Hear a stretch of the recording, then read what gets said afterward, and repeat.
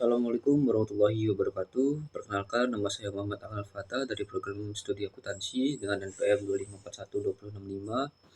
Di sini saya akan membuat tugas video presentasi mengenai haji dan umroh. Yang pertama, apa sih itu haji?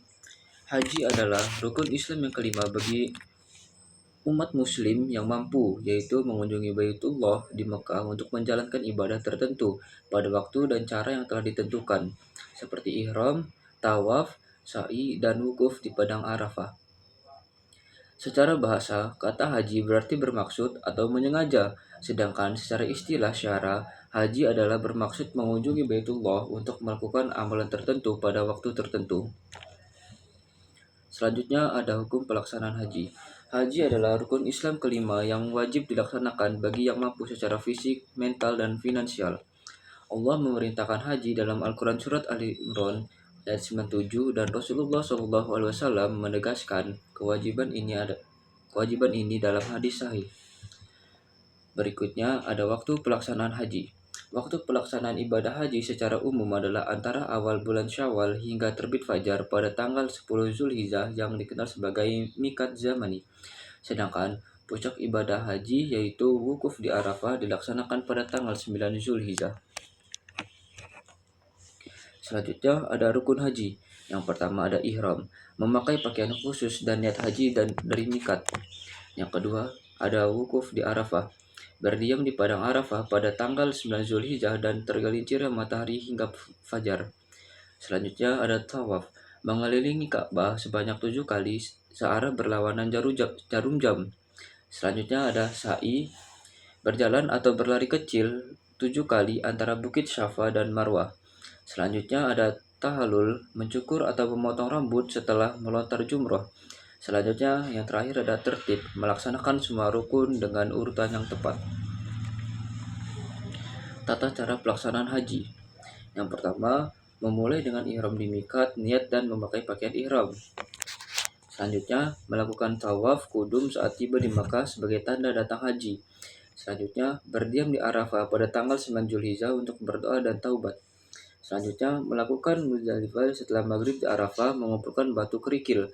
Selanjutnya, melontar jumrah di Mina selama 3 hari sebagai simbol menolak godaan setan. Selanjutnya ada melakukan tawaf, ifadah dan sa'i.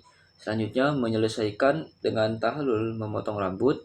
Selanjutnya yang terakhir melakukan tawaf wada sebagai tanda selesainya ibadah haji.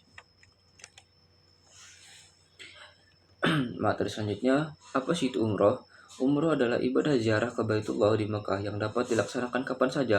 Terdiri dari rangkaian ibadah seperti ihram, tawaf mengelilingi Ka'bah, sa'i antara Safa dan Marwah, serta tahallul mencukur rambut. Secara bahasa, kata umroh berarti berziarah atau mengunjungi suatu tempat. Hukum pelaksanaan. Hukum pelaksanaan umroh adalah sunnah mukaddah, yaitu sunnah yang sangat dianjurkan menurut mayoritas ulama dari mazhab Hanafi dan Maliki.